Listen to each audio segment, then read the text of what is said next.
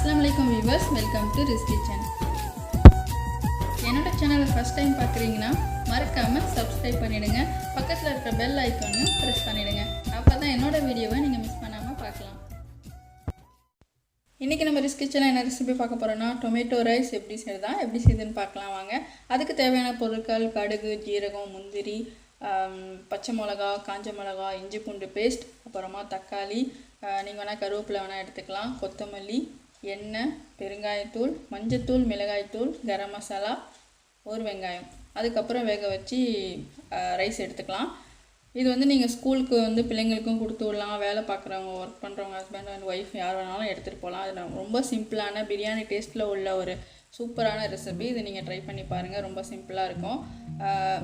3 table spoon எண்ணெய் ஊற்றிக்கலாம். அதில் 1/2 ஸ்பூன் அளவுக்கு கடுகு போட்டுக்கோங்க. கடுகு வெடித்தோடனே ஜீரகம் போட்டுக்கலாம்.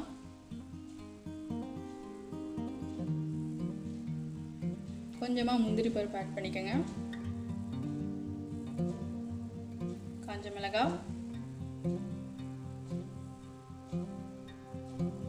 ஒரு வெங்காயம் போட்டுக்கலாம். இது வந்து கலர் மாறுற வரைக்கும் நல்லா வதக்கிக்கலாம். நம்ம இஞ்சி பூண்டு, கரம் மசாலா இதெல்லாம் போடுறப்ப பிரியாணி டேஸ்ட்டு வரும். இஞ்சி பூண்டு பேஸ்ட் போட்டுக்கோங்க. உங்களுக்கு வந்து பிள்ளைங்களுக்கு வந்து செய்கிறாந்தாக்கா உரப்பு கம்மியாக இருக்கணும் அப்படின்னு நீங்கள் நினச்சிங்கன்னா நீங்கள் வந்து பச்சை மிளகாவை கூட நீங்கள் வந்து ஸ்கிப் பண்ணிக்கலாம். காரத்தை வந்து நீங்கள் கம்மியாக போட்டுக்கலாம். பச்சை மிளகா போட்டுக்கலாம்.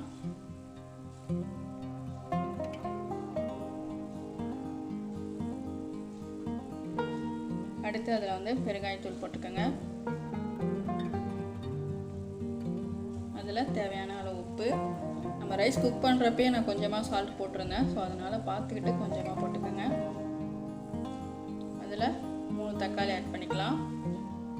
தக்காளி வந்து நல்லா குக் ஆகணும், அதனால் இதை வந்து நம்ம மூடி வச்சு ஒரு 5 நிமிஷம் குக் பண்ண போகிறோம்.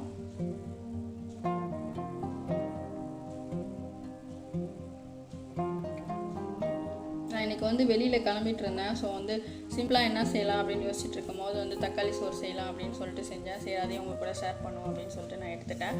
மஞ்சத்தூள், மிளகாய்த்தூள், கரம் மசாலா போட்டுக்கலாம்.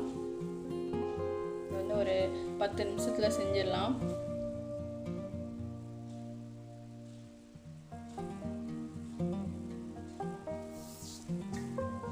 நல்லா வந்து தக்காளி குக் ஆகணுன்னு நம்ம ரைஸ் ஆட் பண்ண வேண்டியதான். நான் வந்து 1 கப் ரைஸ்க்கு வந்து 2 கப் தண்ணி ஆட் பண்ணி ரைஸ் குக்கரில் வேக வச்சு எடுத்து வச்சுருக்கேன். கொத்தமல்லி போட்டுக்கலாம்.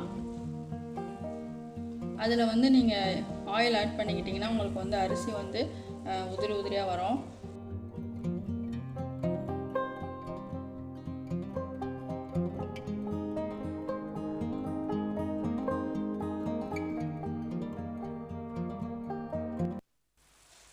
டொமேட்டோ ரைஸ் ரெடி ஆகிடுச்சு. இதை நம்ம டேஸ்ட் பண்ணி பார்த்துட வேண்டியதான்.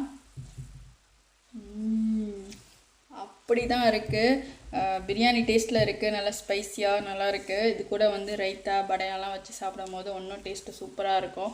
ஸோ அதை நீங்கள் மிஸ் பண்ணாமல் ட்ரை பண்ணி பாருங்கள். ரிஸ் கிச்சனை வந்து ரசித்து செஞ்சு பாருங்கள், ருசித்து சாப்பிட்லாம். இந்த வீடியோ உங்களுக்கு பிடிச்சிருந்துச்சுன்னா லைக் பண்ணுங்கள், ஷேர் பண்ணுங்கள், மறக்காமல் சப்ஸ்கிரைப் பண்ணிவிடுங்க. தேங்க்யூ.